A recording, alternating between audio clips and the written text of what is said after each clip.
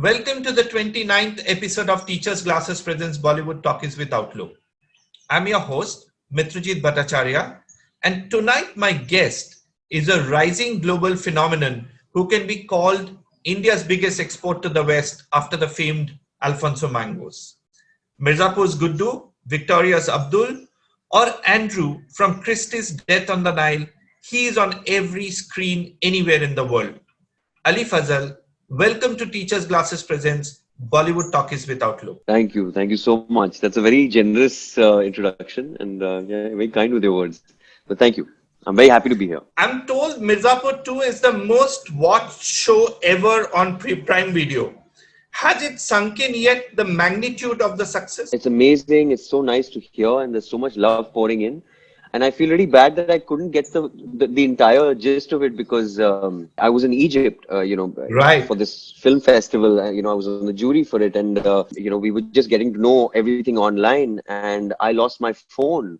So, so by the time I came back, I had to change my number and all that. So all my old contacts, usually you get some praises or critiques and everything, and I kind of missed out on that. So I started calling everybody. I said, "Kya hua?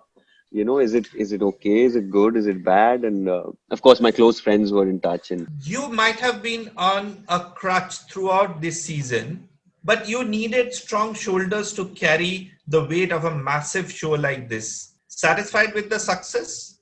Worried by the expectations? Of what are you feeling now? I think, I was really worried because when you read it on paper, my character was, it has a very separate track from the rest of the show, So it's kind of comes in spurts. And I like that about it because it was kind of, Guddu's character was concealed, was less shown, had lesser to say, but more to sort of express. And I thought that was very challenging because there's a tragedy that's happened in his life and all that in season one. Whoever's seen it knows. So that was a bit of a hard graph for me to kind of sculpt for myself and carry it forward. I never think that it was all on my shoulders. I think that we have a fabulous bunch. Right. I, as an actor, I like to play off my co-actors a lot, But this time I had no interactions with a lot of them, with Pankaj ji, with Devendu, with Rasika and all these people. It was barely anything. So yes, it was a little harder than season one. Season one was, the flamboyance is there, and people kind of like that about it. Of course, we all love the in the face dialogues and smart one-liners and the quirkiness about it, but I think this time was a little, I just made different choices. I hope that worked. What, according to you, is the main reason for this humongous success of the series? What is the main reason? I mean, what is Mirzapur all about? I really honestly feel, our country inherently has, हम चाहे जितना जहाँ चले जाएं, we are a country of multicultural value systems that are inherent. That little thread is joining all of us. So whenever we see an underdog story, the rise of course, for me, it's a story about two brothers who, out of four circumstances, are thrown into, let's say, a certain setting. Of course, this setting is rather violent, and of course, Right. this is obnoxiously violent. And also to kind of say this beforehand, that Mirzapur बहुत मतलब actually शांत शहर है.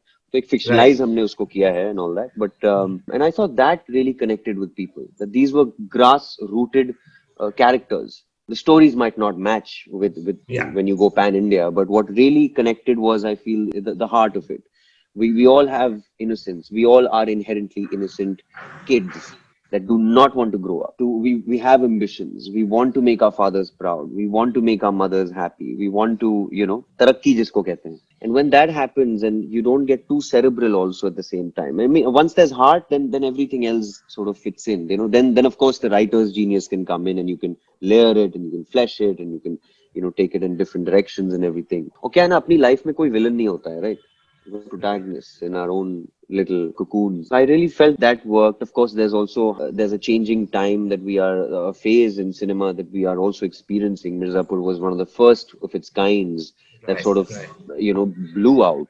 So people didn't know what it was. It's like getting to watch a movie from the comfort of your home, and not Right. one movie but three movies back to back. I mean, Right, the right. length is pretty much about 1 hour each episode. So yeah, I think somewhere you get down to brass tacks, and it's basically about connecting with that person sitting on the couch and him having the choice to actually reject you on a pause button. I mean, you're a pause button away from all speculation. Does it also worry you at some stage that the series really glorifies violence? So does it somewhere worry you, or is it just a part of a narrative and just move on in life? It did worry me the first season when it came out. I myself was, because I'm also a viewer at the end of the day, I'm also a Right. customer. And it did worry me. I hadn't seen the show until this year, finally, the first season. But I had to ask myself, what do we have a problem with? Do we have a problem with just violence? कि वो बेधड़क बोले जा रहे हैं, सब लोग गालियां दिए जा रहे हैं, क्योंकि सेम ऑडियंस जो है बैठ के गेम ऑफ थ्रोन्स भी देखती है. और मतलब we talk of the quality of it, we talk of the gore and the sexual violence and all that, whatever. As long as I feel it's not in the name of it, just to, because we have the freedom we are showing it, I think it's fine. Yes, I think as filmmakers and producers, we all have to draw the line and take responsibility. I do believe, and if I'm being honest, I mean, in the start, a lot of shows lug out this formula कि भाई गाली डाल दो चल जाएगा, लोगों को पसंद है. कि हमारे यहाँ प्रॉब्लम है, फॉर्मूला है ना, हम फॉर्मूला में घुस जाते हैं, है ना, कि वेट लूज करने का फॉर्मूला और ये कोई हिट कराने का फॉर्मूला, मच्छर मारने का फॉर्मूला, अब वो सालों से चलता रहेगा. It's a phase. So I think somewhere we have also learned risk taking and hoping that we don't get curbed by, of course, the larger authorities. And because at the same time, we're also talking about competing with global cinema, right? We're talking about raising the bar, keeping the quality at par. And there are great shows being made. Where there's a Mirzapur, there's also a Scam 92, which does not require this kind of violence. There is Delhi Crime that goes and wins an Emmy. Of course, Mirzapur gets a little hard because it's an original piece, right? It's not based on a book. So it just gets, for the writer, I believe it gets really hard to kind of start from scratch and then, build something. It's like Patal Lok was a very good attempt at that. Talk about your growing up days in Lucknow and then in Doon. So how was childhood? I was born in Delhi. I grew up in Lucknow for the first few years in Lamartine. My mother was in Lucknow with my grandparents and everybody. I think I can be honest about it. Now my parents never really got along. So it was me and my mom sort of always visiting my father in the Middle East. And so छुट्टियों में जाता था मैं. Dehradun happened class 7th. It only starts from class 7. So that's when I went to Doon. Doon was, I think, the turning point in my life. That's where I was introduced to acting. I was not an actor, actually. I was a science student, a bit of a geek, I suppose. I still like my reading and my closet, मेरी maths की textbooks रखी रहती हैं. कभी-कभार मैं उस पे चला जाता हूँ. But that's where I got injured, actually. So I used to play a lot of sports. I was heavily into basketball and hockey and I broke my arm there. तो मुझे याद है क्लास 10th में था and boarding school, you have to keep doing something or the other, right? You're involved with activities. Yeah. And I was heavily into, shot put and athletics and running and, all the field sports, and basketball was kind of state level, तो थोड़ा उसमें ज़्यादा रुझान था. उसके बाद फिर, I think my friend, I remember, told me, because I went into depression, मेरा पूरा right hand was ochlowed. Okay.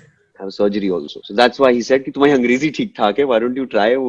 There's a nice troupe that has come from Canada or some theater people and Shakespeare हो रहा है, and try it.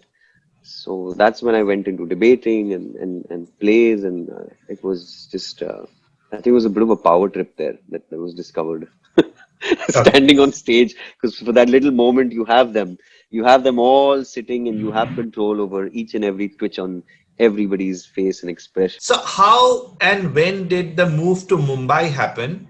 And talk about your first break in movies. When I passed out of Doon, somewhere, I think it was the theater that brought me subconsciously, but of course I did my economics. I got into Xavier's, Bombay, and so my 3 years were there.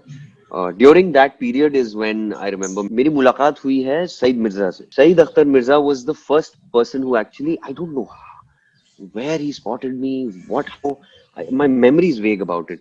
But I remember meeting him and I saw this larger than life figure, very Francis Ford Coppola-ish, very leftist, and this Sufism about him, and yet very educated. I mean, he was a visiting economics professor at Boston University. He's the man who introduced me to Chomsky, and so many other interesting writers. He gave me my first break. So उस film का नाम था एक ठो chance. वो film कभी आई नहीं, वो शायद उसका ट्रेलर वेलर भी है कहीं YouTube पे, बट मैंने खुद नहीं देखी कभी, वो निकली नहीं. But it's complete and in the cans. Like, was it completed? Yeah. Totally. It was totally complete. It's just somewhere वो उसकी किस्मत है. I was told कि ये होता है, So Uh-huh. this also happened. So that was my first stint with something not coming out. After that, I think Three Idiots happened. Three Oh, Idiots was a little cameo I did, right. and by then I remember I had told my father, because I'd gotten very individualistic and all that. So by second year college, I remember making that call from a PCO outside Xavier's College, and I said कि अभी ना आप पैसे मत भेजिए, Oh, कि वो मेरी पॉकेट मनी भेजते थे. तो देन सो आई सेड मैं ना अपना कॉलेज खुद फंड करूंगा और मैं कर लूंगा. And I remember regretting also literally 1 minute after I put the phone down. I was like, "अरे यार क्या हो गया?" But I think it was necessary, and then, and I think today I don't regret that. It had to be done. we have to now talk about Fukrey. I will obviously ask you how did Fukrey come about, but you obviously had a blast with your co-actors, including a certain Boli Panjaban.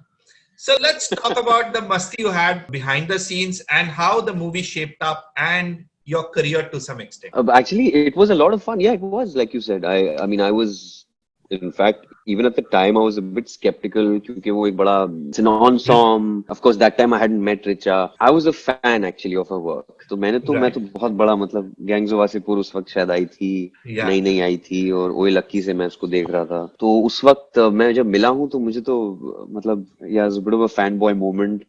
But of course, I had the backing of all these boys. The Pulkit was there, and Varun and Manjot, and we had been rehearsing. So, you used to just stay huddled. It was literally like one of those college scenes, where apne londe khade mein, or suddenly, this fiery girl comes in and she's witty and she's unlike the character, anything but the character she's playing on Correct. screen, which is amounts to something rather soft and sweet and gentle and tender. And so that was a bit of a surprise. But yeah, it was a good friendship, I think, in the start. Fukrey 1 was, we were all working very professionally, and we were all, of course, it was our first time, my first time with Excel, with Farhan sir, Ritesh sir. वो भी एक बड़ा interesting experience था. Of course, I think by the end of it, by the time it was releasing and all, we became really thick friends, Richa and me. And of course, the whole gang. In fact, it's probably one of the few films where I have maintained these friendships. आज भी Right. मतलब जैसे पुलकित से हम लोग साथ में पिक्चरें देखने जाते हैं, या Varun was in the same building, I think, Richa की, तो we used to keep meeting, all that. When and how did you propose to Richa? मैं छुट्टियां बहुत कम लेता हूँ. मुझे पता नहीं, आइडिया था कि मेरे दिमाग में था कि शूट अगर बाहर कहीं हो जाए तो वो छुट्टी हो जाती है. Huh. तो छुट्टी है मतलब अपने घूमने को मिल रहा है, छुट्टी हो गई. So for the first Correct. time I took a holiday. और बड़ी Okay. I feel very guilty. तो मैंने कहा यार नहीं यार, we're both seeing each other. Let's हमें 2-2.5 दिन शायद मिले थे. उसकी बर्थडे थी, and we went to Maldives, and it was just stunning there. It's as cliched as it gets. मतलब उसके it's just, picturesque and मतलब all माहौल ही that. ऐसा था कि हाँ कि बस मतलब you मतलब couldn't मैंने have not done it. Yeah. या बल्कि प्लान तो कुछ और था. प्लान मेरा eventually to propose was some helicopter something मतलब कहीं लोगों हाँ. से, मेरे पायलट हाँ. दोस्त बहुत हैं, और तो मैंने वो सब किया हुआ था. And none of that, it all went to shits because I said यार ये this is just beautiful, it's honest. You play a British man, Andrew Kachadorian, in the soon to be released Agatha Christie's classic Death on the Nile, a role which was played by George Kennedy in the 1978 version. This is a colorblind casting and not a typical character of a techie or a driver reserved for an actor of Indian origin.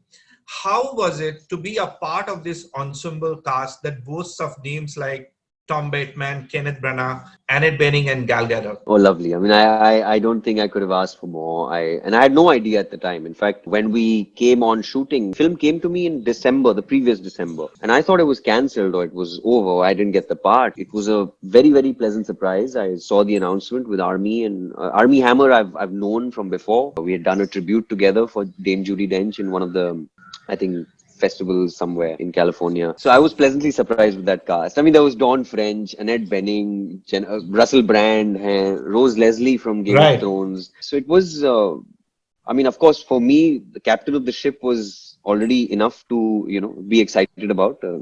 Kenneth Branagh was also, he was the first person I was in touch with. When I flew down for costume trials and everything, I sat with him extensively on workshopping, and he individually made notes of my character and gave me study material, and I sat with him and we decided the looks. We went through some 3-4 different looks.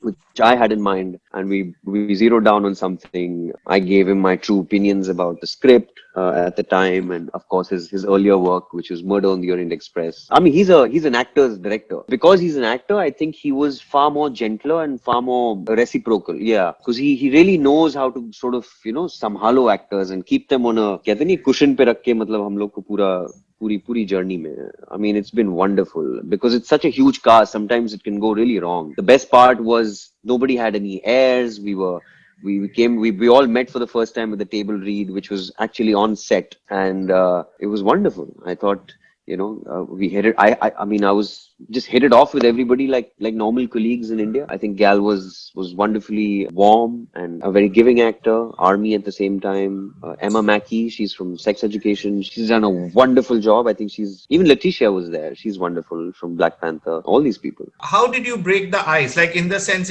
as you rightly said, in an ensemble cast like this, often things don't go right. In fact, I didn't. Our first shot was on a boat, on a speedboat. Okay. We're going to the Karnak. The one which has got famous, right? The very famous shot where all of you are in a boat going. Yeah.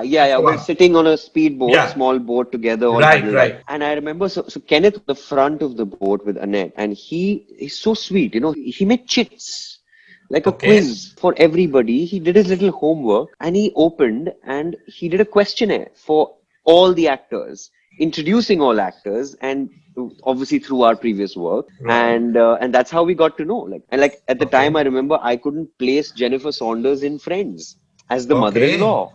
Yeah, Ross's mother-in-law, and I was like, my God, yes, of course. Apart from all her other work, or Gal and me had Fast and Furious in common, so that was that, and all the others had their, of course, wonderful work.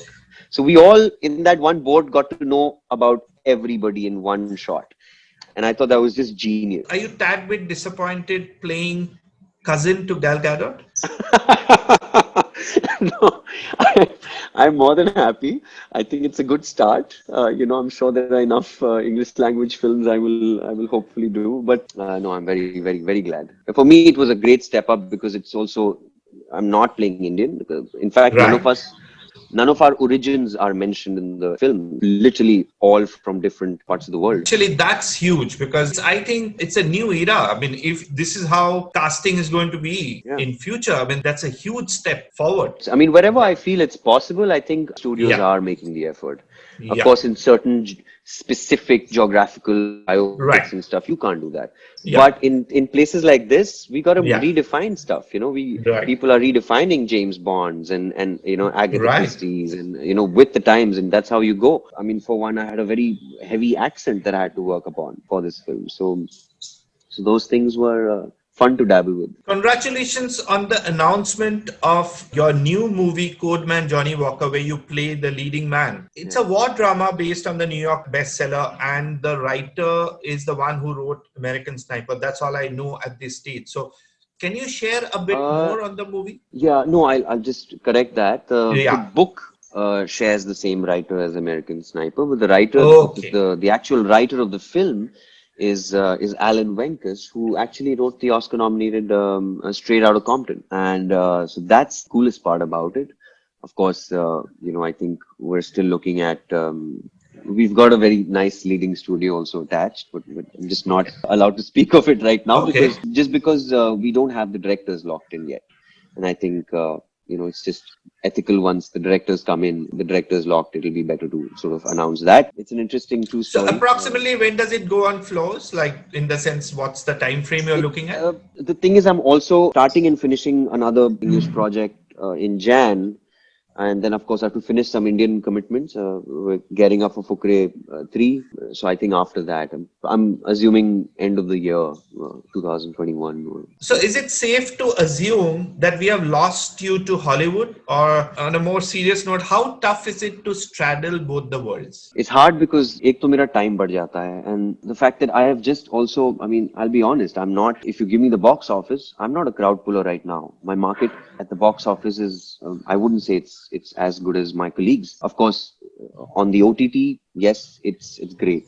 On the foreign language films, fine. So this was also a time for me to kind of experiment and sort of dabble in a lot of film work, which I am actually very excited about with the Indian work that I'm doing. But wo hai ki sometimes my dates take a hit, because especially in the pandemic, I think I'm realizing it's even harder because any amount of dates that we do, we have to increase 2 weeks because that's just a buffer that everybody's keeping. But no, please don't say that. I'm never lost. And I think now it's all one world. I don't plan to run away and shift there. Of course, I mean, whoever's done it, it's great.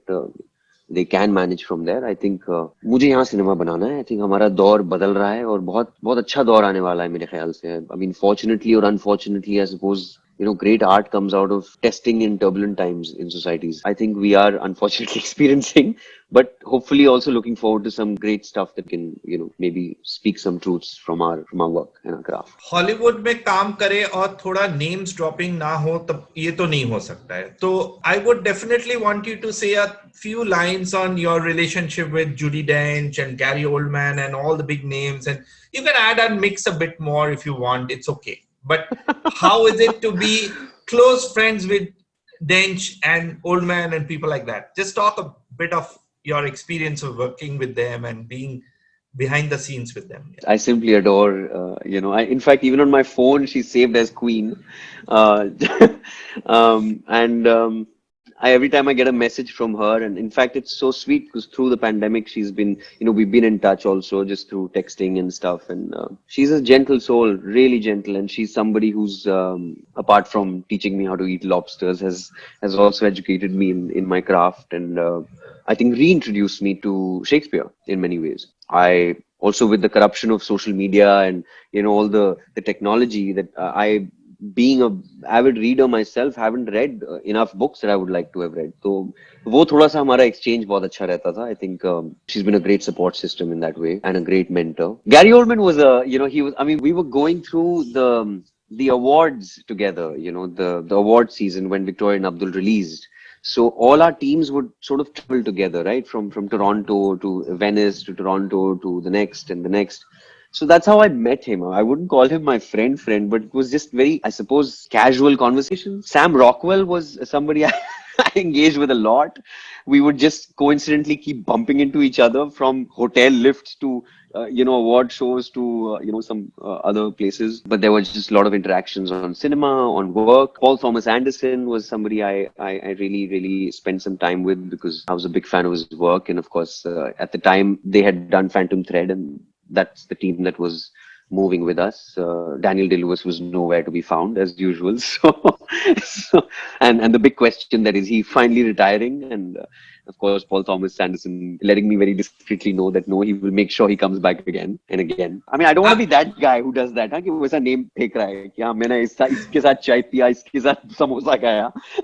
But I heard that you send Judi Alfonso mangoes from Yes, India. Is that correct? That's why I did that little introduction of yours saying that you are the biggest export from India after Alfonso mangoes. So that's really sweet. I know. I definitely got that. And that was a little joke also because, in the movie, there's that reference to the Indian mango. और वो जब आता है वहां तक पहुंचता है वो सड़ जाता है, in those times. And that's one of the true incidents that happened. It's not dramatized or fictionalized. So ever since I remember I sent her, I think, mangoes maybe twice. एक दफा तो पहुंचा नहीं था. And so the second time it finally reached her. And luckily they were ripe, not sadod. So she thoroughly enjoyed that. So how was the experience of, being a part of an Oscar marketing campaign?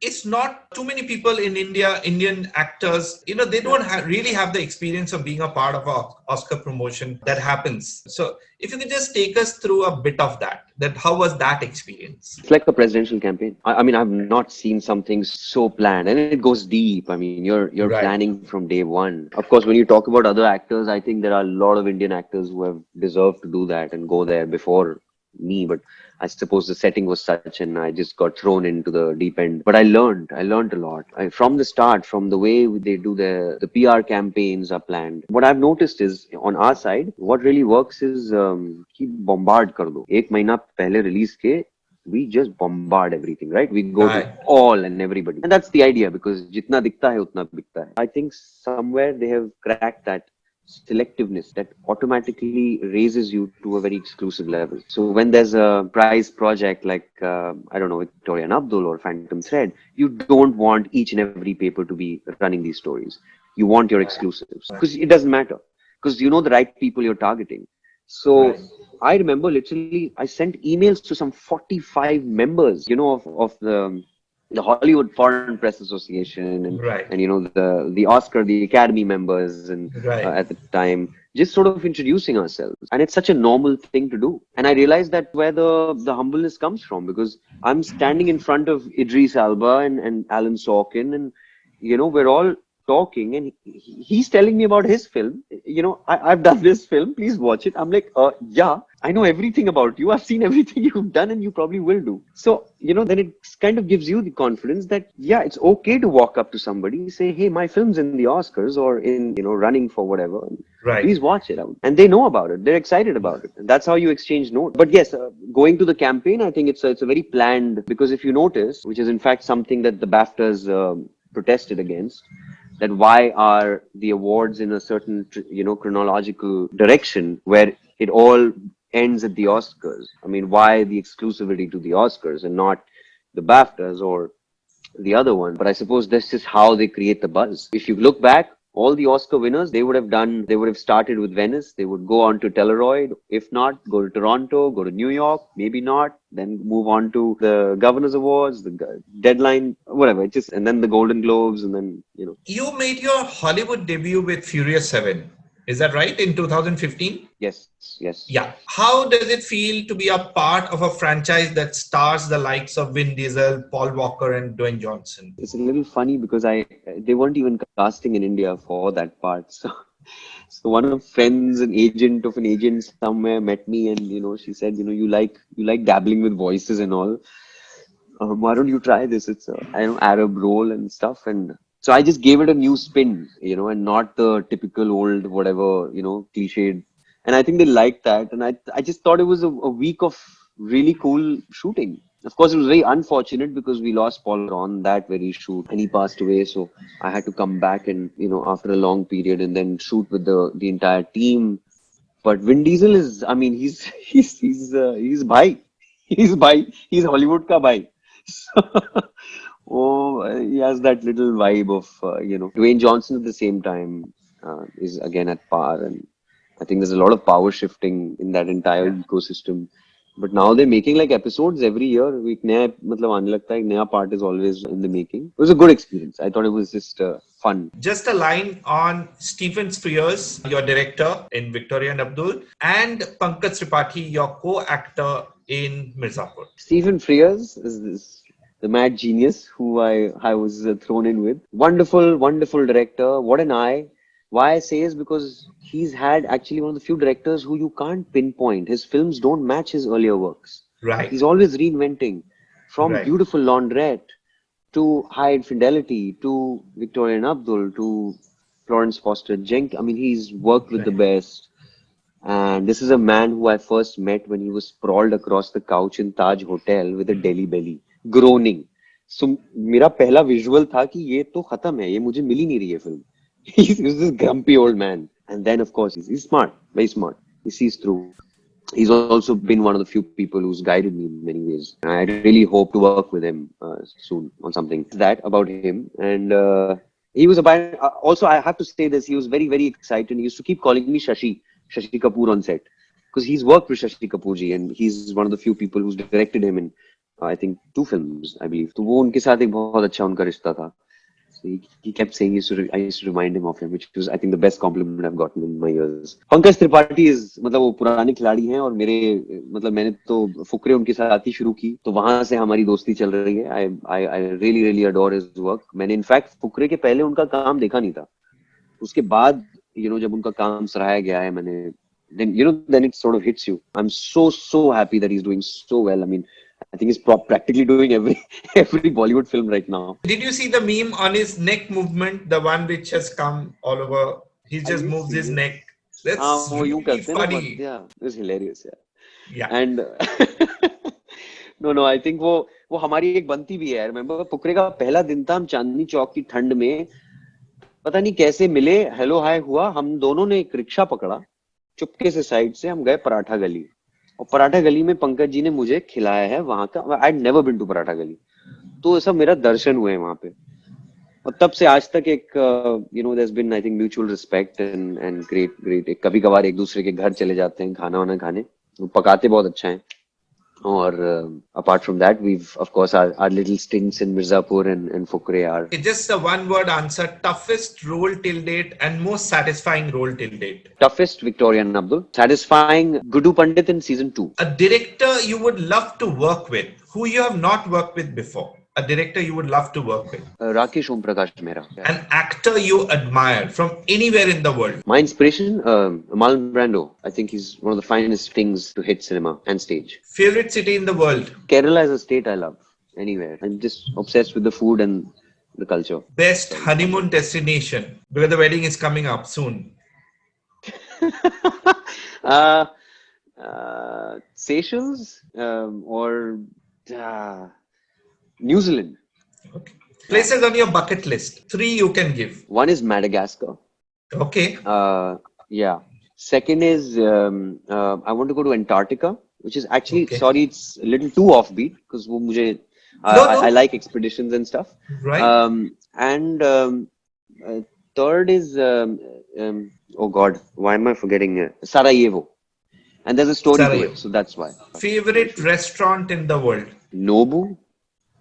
It's a chain co-owned by Robert De Niro, and is great Thai, South Asian. Thank you, Ali Fazal, for talking to me in Teachers Glasses Presents Bollywood TALKies with Outlook. Keep making us proud. Stay safe, and see you soon. Thank you so much. This is actually good. Wonderful talking to you.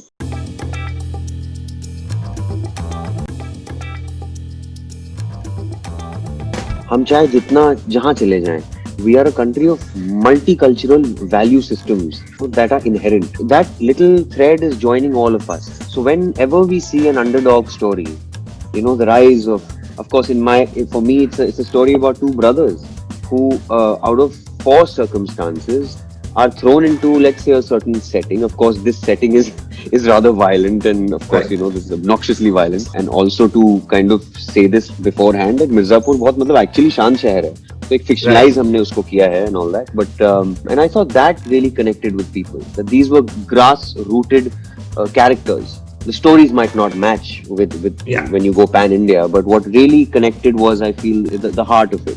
We all have innocence. We all are inherently innocent kids that do not want to grow up. We have ambitions. We want to make our fathers proud. We want to make our mothers happy. We want to, tarakki jisko kehte hain. And when that happens,